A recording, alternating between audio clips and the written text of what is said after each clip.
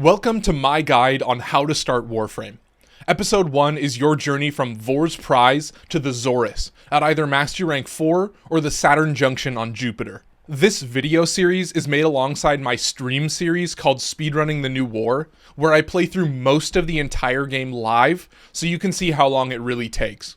I've also linked the playlist where you can follow along with my progress.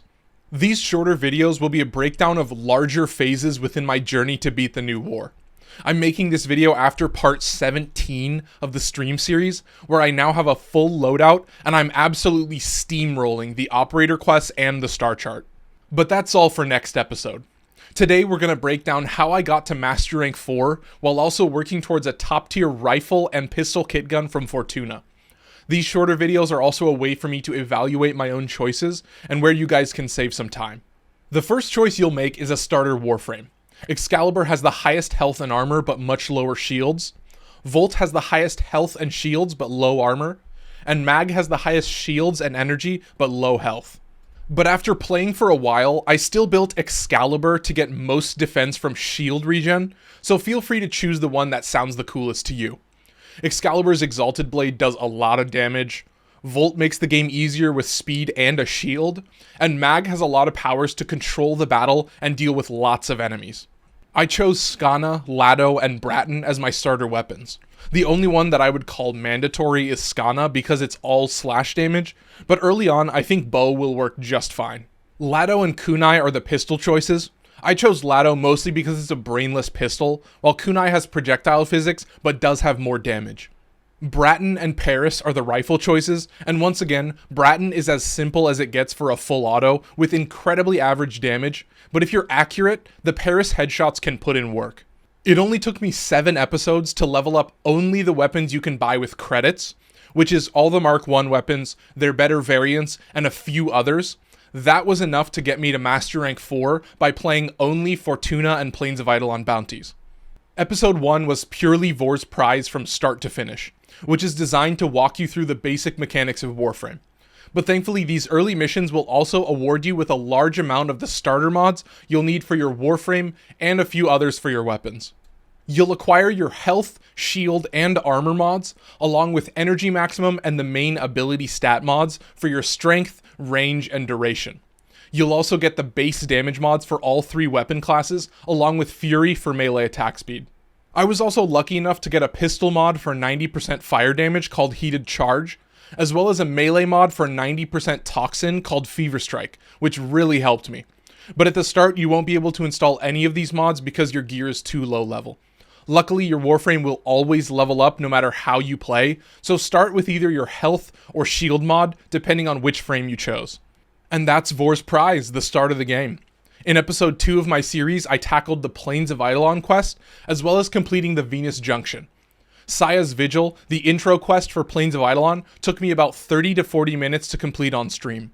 But the Venus Junction awarded me the melee mod for 90% cold damage called North Wind, which you can combine with the melee Toxin mod to create viral damage.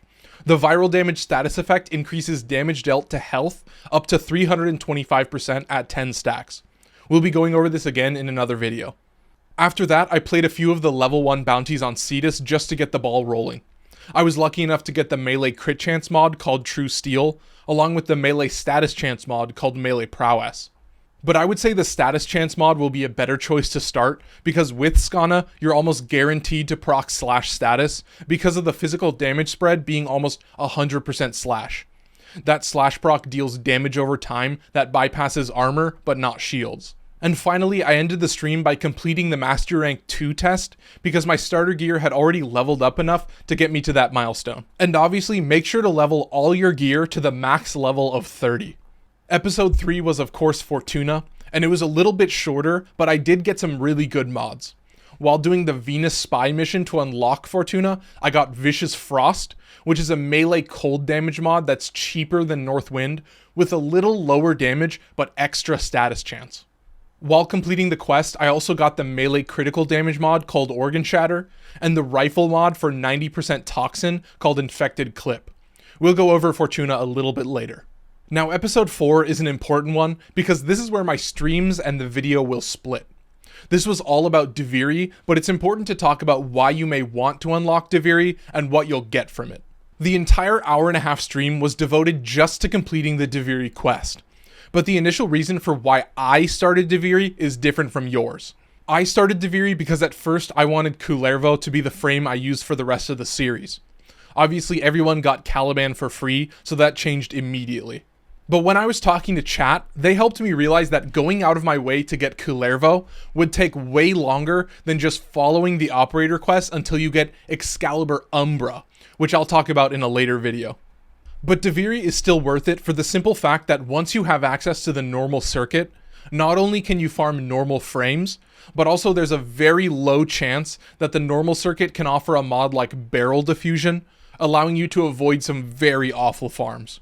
So if you do complete the Dveri quest, the main thing is just check the circuit once a week, and you may save yourself a lot of headache in making your gear much stronger. From here onward, the streams are a lot easier to explain, but that really just means that your goals are going to start taking longer and longer to achieve. Episode 5 is the first video where I really just lock in and started the actual grind. You'll always have the goal of finishing the star chart, which I work on a little bit to unlock Mercury, but basically this entire stream was nothing but Fortuna bounties.